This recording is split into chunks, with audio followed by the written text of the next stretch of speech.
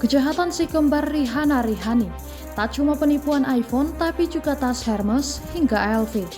Kasus penipuan jual beli iPhone yang dilakukan si kembar Rihanna dan Rihani memasuki babak baru. Setelah ditetapkan sebagai tersangka oleh kepolisian, Pusat Pelaporan dan Analisis Transaksi Keuangan menemukan beberapa adanya dugaan transaksi barang mewah lainnya seperti tas Hermes dan Louis Vuitton. Hal itu diungkapkan Kepala Pusat Pelaporan dan Analisis Transaksi Keuangan Ivan Yustiavanda. Ia mengatakan menemukan transaksi janggal terkait jual beli barang mewah itu dari rekening dua kembar itu. Menurut Ivan, dari temuan itu muncul dugaan adanya penipuan mengenai merek-merek ternama itu. Meski begitu, temuan itu masih harus ditelusuri lebih lanjut oleh penyelidik.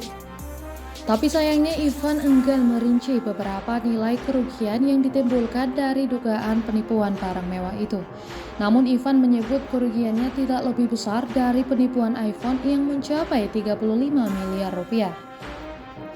Dalam kasus ini, PPATK juga sudah memblokir 21 rekening bank yang diduga milik si kembar Rihanna dan Rihani. Dua kembar itu menjalankan aksinya dengan menggunakan banyak rekening bank untuk melakukan transaksi dengan nilai fantastis.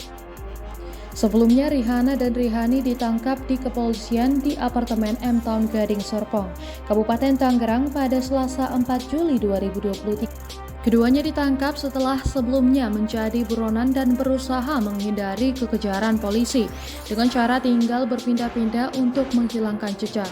Adapun kasus dugaan penipuan iPhone yang dilakukan Rihanna dan Rihani bermula ketika keduanya menjual ponsel pintar itu dengan sistem pre-order. iPhone yang dijual oleh keduanya lebih murah 30% di bawah harga pasaran, sehingga memancing minat dari banyak orang. Kedua pelaku juga menyatakan memberi potongan harga sebesar Rp500.000 per unit, sehingga calon korbannya semakin berdatangan. Namun Rihanna dan Rihani tak kunjung mengirimkan ponsel yang telah dibeli dari reseller, meski para korbannya telah menyetorkan uang pembelian. Alhasil, para korban melapor ke kepolisian karena merasa ditipu oleh saudara kembar itu. Kasih Humas Polres Tangerang Selatan Ibda Gali Dwi Nuryanto mengatakan, sejak Juni hingga Oktober 2022 sedikitnya ada 6 orang yang melapor. Sepanjang kasus ini bergulir, kepolisian telah menerima laporan dari para korban Rihanna dan Rihani sebanyak 18 laporan tindak pidana penipuan.